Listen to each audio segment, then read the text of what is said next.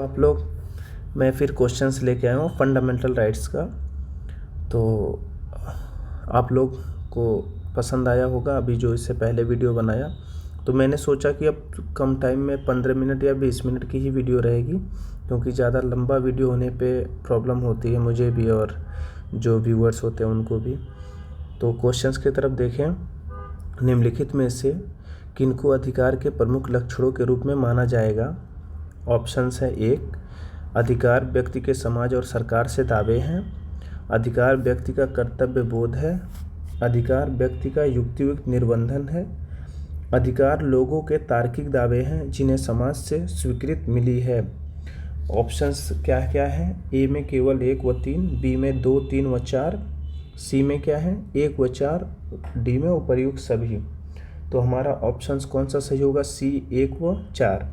जैसे में आप देख सकते हैं कि वस्तुतः अधिकार किसी व्यक्ति के अपने लोगों, अपने समाज और अपनी सरकार से दावे हैं। अधिकार लोगों के तार्किक दावे हैं जिन्हें समाज से स्वीकृति और अदालतों द्वारा मान्यता मिली है। ओके, तो इस प्रकार हमारा ऑप्शन कौन सा सही होगा? सी। ओके दोस्तों, नेक्स्ट क्वेश्चन की तरफ आगे बढ़ते हैं, देखते हैं। दूसरा क्वेश्चन है, निम्नलिखित कथनों पर विचार करें। पहला, अधिकार हमें बाध्य करते हैं कि हम अपनी निजी ज़रूरतों और हितों की ही न सोचें, कुछ ऐसी चीज़ों को भी रक्षा करें जो हम सबके लिए हितकर है। दूसरा क्या है? अधिकार यह अपेक्षा करते हैं कि हम अन्य लोगों के अधिकारों का सम्मान करें। तीसरा, टकराव की स्थिति में हमें अपने अधिकारों को संतुलित नहीं करना चाहिए। उपयुक्त कथनों में से कौन सा सही है? तो ऑप्शन की तरफ देखेंगे। केवल 1, बी में क्या है केवल 1 व 2, सी में 1, 2 व 3, डी में क्या है उपर्युक्त में से कोई नहीं। तो इसमें कौन सा ऑप्शन आपका सही होगा? बी। कैसे सही होगा? अधिकार हमें सिखाते हैं कि हम किस प्रकार पारिस्थितिजनक संतुलन कायम रखने, आने वाली पीढ़ियों को भी सुरक्षित और स्वच्छ दुनिया दी जा सकती है। ओके, आने वाली पीढ़ियों के लिए भी स्वच्छता वाली दुनिया प्रदान कर सकें, जिससे कि वह बेहतर जीवन जी सके। यह हमारा क्या है? अधिकार है। ओजोन परत की हिफाजत करना, वायु और जल प्रदूषण को कम करना, वृक्षों की कटाई रोककर हरियाली बरकरार रखना आदि। तो इस प्रकार क्या कह सकते हैं आप? कथन बिल्कुल सही है, क्योंकि इसमें क्या लिखा हुआ? कुछ ऐसी चीज़ों की रक्षा करें जो हम सबके लिए हितकर है। ओके, फिर अगर मुझे अपने विचार और अभिव्यक्ति करने का अधिकार मिलना चाहिए तो मुझे दूसरों का भी यही अधिकार देना होगा। सिंपल है। अगर मैं अपनी पसंद के कपड़े पहनने में, संगीत सुनने में या दूसरों का हस्तक्षेप नहीं चाहता, तो मुझे भी दूसरों के पसंद में दखलंदाजी से बचना होगा ना। तो अतः क्या कहेंगे? कथन 2 सही है। और कथन 3 आप देखेंगे कि टकराव की स्थिति में हमें अपने अधिकारों को संतुलित नहीं करना चाहिए। टकराव की स्थिति में अधिकारों को संतुलित करना चाहिए ना। ये चीज़ें तो मसलन अभिव्यक्ति की आज़ादी का अधिकार, मुझे तस्वीर लेने या अनुमति लेने या, लेकिन अगर मैं घर में नहाते हुए किसी व्यक्ति को उसकी इजाज़त के बिना तस्वीर ले लूं और इंटरनेट पर डाल दूं, तो यह उसके गोपनीयता के अधिकार का उल्लंघन है। अतः टकराव की स्थिति में हमें क्या करना होगा? अधिकारों की तो संतुलन करना होगा ना। इस प्रकार क्या होगा? विकल्प 3 जो है सही नहीं है। ओके, नेक्स्ट क्वेश्चन देखते हैं। विकल्प जो ऑप्शन, ये क्वेश्चंस का तीसरा स्टेटमेंट वो गलत है। नेक्स्ट क्वेश्चन क्या है? निम्नलिखित युग्मों पर विचार कीजिए। निम्नलिखित युग्मों पर विचार कीजिए। कथन क्या है? निष्पक्ष और न्याय संगत नियम तक पहुंचने का एकमात्र रास्ता यही है कि हम खुद को ऐसी परिस्थितियों में होने की कल्पना करें जहां हमें यह निर्णय लेना है कि समाज को कैसे संगठित किया जाए। John Rawls. दूसरा क्या है? न्यायपूर्ण समाज वह है जिसमें J.S. मिल। भाई, न्यायपूर्ण समाज वह है जिसमें परस्पर सम्मान की बढ़ती हुई भावना और अपमान की घटती हुई भावना मिलाकर एक करुणा से भरे समाज का निर्माण हो सके। तीसरा, न्याय में ऐसा कुछ अंतर्निहित है जिसे करना न सिर्फ सही है और न करना सिर्फ गलत, बल्कि जिस पर बतौर अपने नैतिक अधिकार कोई व्यक्ति विशेष हमसे दावा जता सकता है। तो युग्मों पर विचार करना है किनके द्वारा लिखा गया है। तो पहला आप देखेंगे जॉन रॉल्स, सेकंड इसमें आया है J.S. मिल, तीसरा में है सामने है डॉक्टर भीमराव अम्बेडकर। तो उपर्युक्त युग में कौन सा सुमेलित है, कौन सा सही है?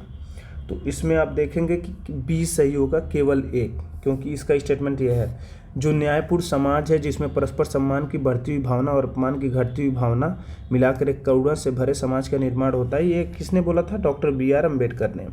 और न्याय में ऐसा कुछ अंतर्निहित है जिसे करना न सिर्फ सही और न सिर्फ गलत, बल्कि जिस पर बतौर अपने नैतिक अधिकार कोई व्यक्ति विशेष हमसे दावा जता सकता है। तो ये J.S. मिल ने बोला था। अतः ये दोनों स्टेटमेंट क्या हैं? सही मैच नहीं है। तो नेक्स्ट क्वेश्चन देखें। ये जो पहला स्टेटमेंट क्यों सही है कि प्रसिद्ध जो वैज्ञानिक थे, प्रसिद्ध सुप्रसिद्ध राजनीतिक दार्शनिक जॉन रॉल्स थे। जॉन रॉल्स ने क्या किया है, इन्होंने ये स्टेटमेंट न्यायोचित वितरण के सिद्धांत पर ही ये स्टेटमेंट दिया है, तो इस वजह से ये ठीक है। अगला क्वेश्चन हम देखें पुनः, चौथा। कथन ए, स्वतंत्रता से जुड़े मामले में राज्य किसी व्यक्ति को ऐसे कार्य करने से रोक सकता है जो किसी अन्य को नुकसान पहुंचाते हैं। रीजनिंग क्या है? चूंकि स्वतंत्रता मानव समाज के केंद्र में है और गरिमापूर्ण मानव जीवन के लिए बेहद महत्वपूर्ण है, इसलिए इस पर प्रतिबंध बहुत ही खास स्थिति में लगाया जा सकता है। तो ये एसम्पशन है, एसम्पशन और रीजनिंग। तो इसमें कौन सा सही होगा? ए और आर दोनों सही हैं। इसका कारण क्या है? आप देख सकते हैं कि स्वतंत्रता कैसे है? ऐसे कार्य जो दूसरों पर असर डालते हो। अगर हमारे द्वारा कोई किया गया कार्य है, किसी पे असर डालता है, जिनके बारे में कहा जा सकता है कि उनकी गतिविधियों से दूसरों का नुकसान हो, तो ऐसी स्थिति में राज्य का कर्तव्य बनता है कि वो लोगों को होने वाले नुकसान से बचाए। अतः ऐसे मामले में राज्य क्या करेगा? किसी व्यक्ति की स्वतंत्रता पर आंशिक प्रतिबंध लगा सकता है। बिल्कुल, ये कथन बिल्कुल ए सही है और इसका स्पष्टीकरण भी है। चूंकि स्वतंत्रता मानव समाज के केंद्र में और गरिमापूर्ण जीवन के लिए बेहद महत्वपूर्ण है, इसलिए इस पर प्रतिबंध किसी खास स्थिति में राज्य लगा सकता है। तो ए और आर दोनों सही आता, कथन ए सही है। नेक्स्ट क्वेश्चन देखें। अनुच्छेद 12 आर्टिकल 12 मूल अधिकारों के संबंध में राज्य की परिभाषा दी गई है। इसी संबंध में निम्नलिखित में से कौन से निकाय राज्य की परिभाषा के अंतर्गत आते हैं? सभी राष्ट्रीयकृत बैंक, भारतीय खाद्य निगम, अंतर्राष्ट्रीय विमानपत्तन। ये क्वेश्चन है और इसको मैंने क्वेश्चन शॉर्ट वीडियो में भी 2 मिनट का डाला है, तो इसको आप लोग देख लेंगे। ये तीनों सही होगा। क्यों सही होगा? आर्टिकल 12 के अंदर राज्य की परिभाषा क्या क्या है, हमारे देश का सरकार और सांसद, ये सारी चीज़ें मैंने डाला हुआ है, देख लीजिएगा वीडियो में। छठा क्वेश्चन क्या है? अनुच्छेद 13 के अंतर्गत परिभाषित विधि में निम्नलिखित में से किन्हें शामिल किया गया? नंबर 1, संसद या राज्य विधानमंडल द्वारा पारित अस्थायी विधियां। नंबर 2 क्या है? राज्यपालों या राष्ट्रपति द्वारा जारी अध्यादेश जैसे अस्थायी विधियां। नंबर 3, प्रत्यायोजित विधान, कार्यपालिका विधान ब्रैकेट में कि प्रकृति में संवैधानिक साधन जैसे अध्यादेश, आदेश, उपविधि, नियम, विनियम या अधिसूचना। चौथा क्या है? विधि के गैर विधायी स्रोत जैसे विधि का प्रभाव रखने वाली परंपरा या प्रथा। तो ऑप्शंस देख लें कि वह ए, बी, सी, डी में क्या है? 1, 2, 3 और सी में 1, 2, 3 और डी में 1, 2, 3, 4। तो ऑप्शन कौन सा सही होगा? डी सही होगा। कैसे सही होगा बता रहा हूँ, देखें आप कैसे सही होगा। अनुच्छेद 13 में क्या, आर्टिकल 13 में क्या बोला गया है? मूल अधिकारों से असंगत या उनका अल्पीकरण करने वाली विधियां शून्य होंगी। उसमें जैसे डॉक्ट्रिन ऑफ फिलिप्स, उसका अध्यारोपण का सिद्धांत, ये सारी चीज़ें आर्टिकल 13 में मिलेंगी आपको। जो भी कानून मूल अधिकारों का हनन करेगी, तो या मूल अधिकारों को कोई कानून बनाएगा जहाँ तक वो उसको बाधित करेगी, तो उसका क्या होगा? उसकी स्थिति शून्य होगी। दूसरे शब्दों में न्यायिक समीक्षा का समर्थन करता है। आर्टिकल 13 के अनुसार विधि शब्दों को निम्नलिखित शामिल कर व्यापक रूप दिया गया है। ये क्या है? अस्थायी विधियां संसद या राज्य विधानमंडल द्वारा पारित। कोई भी विधि अगर राज्य विधानमंडल या संसद द्वारा पारित होती है तो हमारा क्या होगा? वो आप कह सकते हैं कि कोई भी जब हम उसके द्वारा, संसद के द्वारा या स्थायी विधि द्वारा कानून बनाते हैं, अगर वो फंडामेंटल राइट्स को क्या करेगा? कवर करेगा, यानी उसको हनन करेगा, उसका नुकसान करेगा, तो क्या होगा? वो उसका जहाँ तक वो नुकसान करेगा उतनी स्थिति उसकी शून्य होगी। अस्थायी विधियाँ जैसे राज्यपालों या राष्ट्रपति द्वारा अध्यादेश। अब राष्ट्रपति या राज्यपालों द्वारा जो अध्यादेश जारी होगा उसमें भी क्या है? जैसे अध्यादेश, आदेश, उपाधि, नियम, विनियम, अधिसूचना। ये भी क्या होगा कि शून्य की स्थिति में हो जाएगा। डी क्या है? विधि के गैर विधायी स्रोत जैसे विधि का बल रखने वाली रूढ़ी या प्रथा। इसमें भी वो स्थिति होगी। इस प्रकार न केवल विधान बल्कि उपरोक्त में से किसी के भी, जो मैंने अभी बताया जो तीनों स्टेटमेंट दिए उसमें का किसी का भी न्यायालय में मूल अधिकारों के हनन की चुनौती दी जा सकती है, कोर्ट में अवैध घोषित किया जा सकता है। अतः क्या होगा, कथन 1 2 3 4 तीनों सही होगा, डी ऑप्शन डी सही होगा। अगला क्वेश्चन देखें, मूल अधिकारों के संदर्भ में निम्नलिखित कथनों पर विचार कीजिए। नंबर 1, मूल अधिकार राज्य की सीमा निर्धारित करते हैं, अतः केवल राज्य के विरुद्ध उपलब्ध हैं। नंबर 2, आर्टिकल 13 सर्वोच्च न्यायालय और उच्च न्यायालय को यह अधिकार प्रदान करता है कि वे किसी भी मूल अधिकारों के उल्लंघन के आधार पर किसी विधि को गैर सांविधिक या अवैध घोषित कर सकते हैं।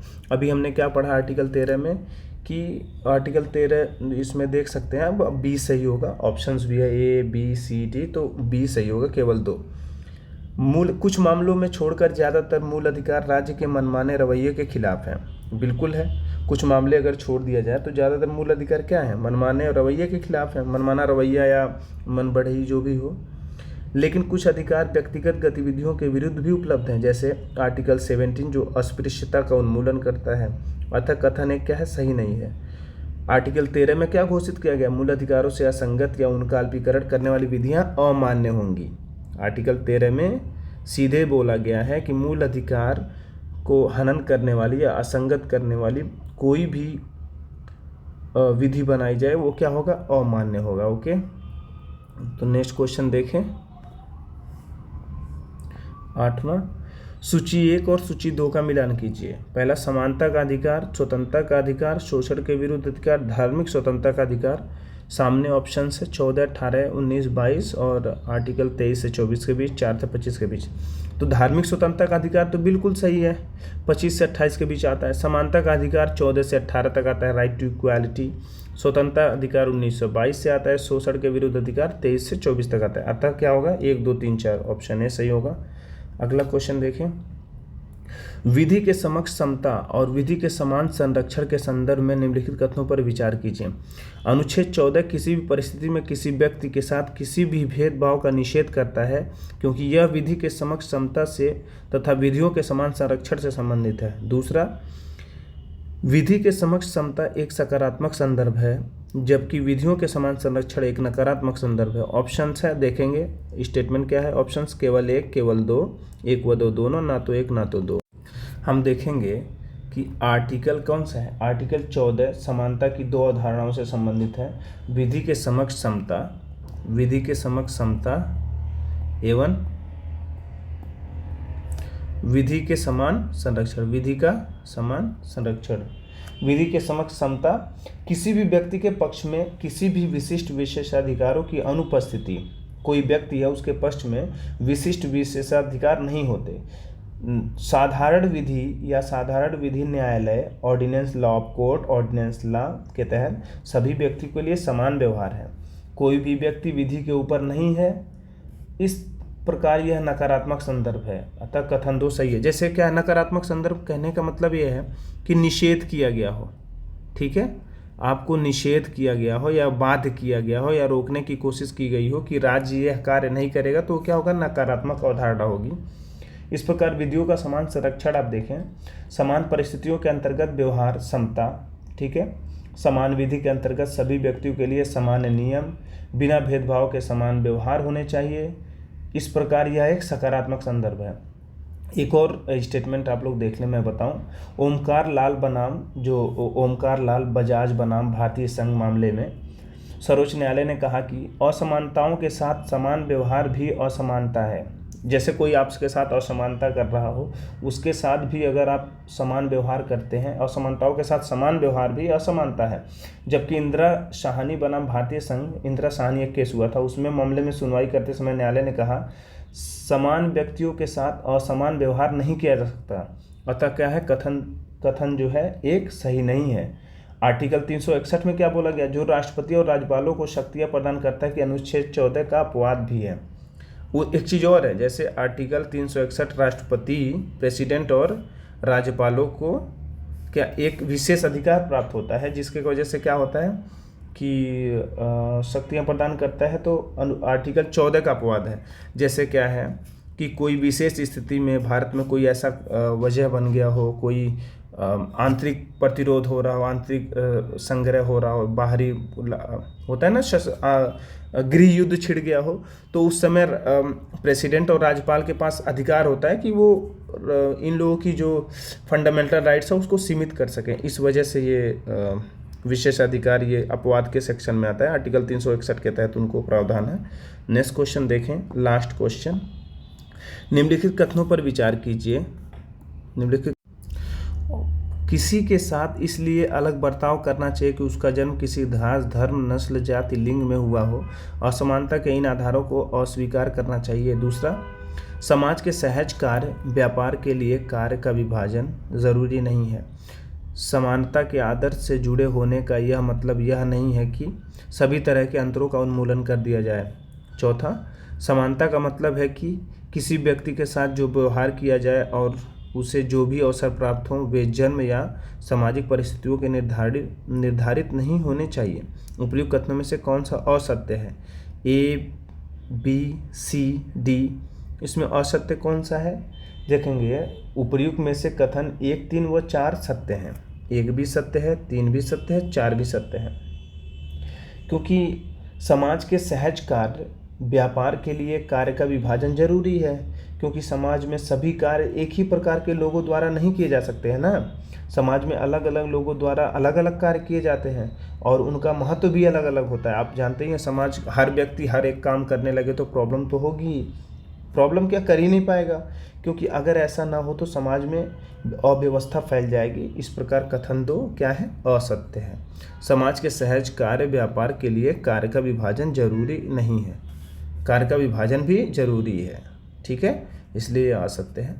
ओके दोस्तों, वीडियो को शुरू से अंत तक देखिए, लाइक और सब्सक्राइब करिए, मेरा भी मनोबल बढ़े। और ज़्यादा से ज़्यादा मनोबल बढ़ना मेरा खुद का रिवीजन होता है। मैं ज़्यादा से ज़्यादा क्वेश्चंस अटेंड करने की कोशिश करूँगा 10 से 15 मिनट की ही वीडियो बनाऊँ, 10 क्वेश्चन डेली लेके आऊँ आप लोगों के लिए।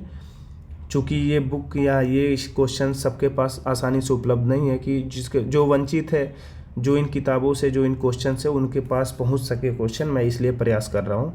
ओके दोस्तों, लाइक और सब्सक्राइब करें, कम से कम एटलीस्ट जितने लोग ये वीडियो देख रहे हैं वो तो लाइक करें, बाकी फिर देखते हैं। ओके दोस्तों, all the best, thank you.